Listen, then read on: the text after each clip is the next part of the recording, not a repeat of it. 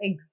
So, donor eggs గురించి కొంతమందికి doubts ఉన్నాయి. చాలామంది ఈ మధ్య వచ్చే పేషెంట్స్ గూడా డోనర్ ఎగ్స్ ఏంటి? ఎవరికిస్తారు? అసలు ఎలా సెలెక్ట్ జేస్తారు? అని చాలా డౌట్స్ ఎక్స్‌ప్రెస్ జేశారండి. సో, డోనర్ ఎగ్స్ గురించి మాట్లాడదాం.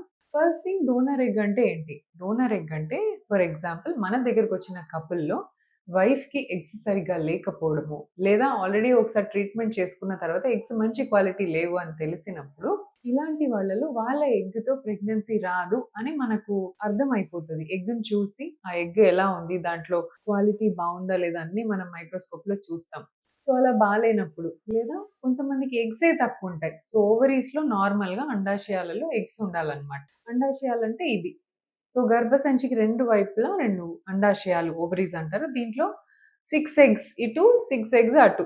So, ideally 6 eggs both sides ఉండడం నార్మల్. అలా కాకుండా 1 ఎగ్గే లేదా అసలు ఎగ్స్ లేకపోవటం లేదా జస్ట్ 1 ఆర్ 2 ఎగ్స్ ఇలా ఉన్నాయనుకోండి. ఆ ఎగ్స్ మనకి ఐవీఎఫ్‌కి సరిపడా అవ్వకపోవచ్చనమాట. సో, ఇలాంటి వాళ్ళలో కొంచెం సక్సెస్ పెంచడానికి, తొందరగా సక్సెస్ రావడానికి, మంచి ఒక హెల్తీ బేబీని ఇవ్వడానికి మనం డోనర్ ఎగ్ ఆప్షన్ యూజ్ చేస్తాం.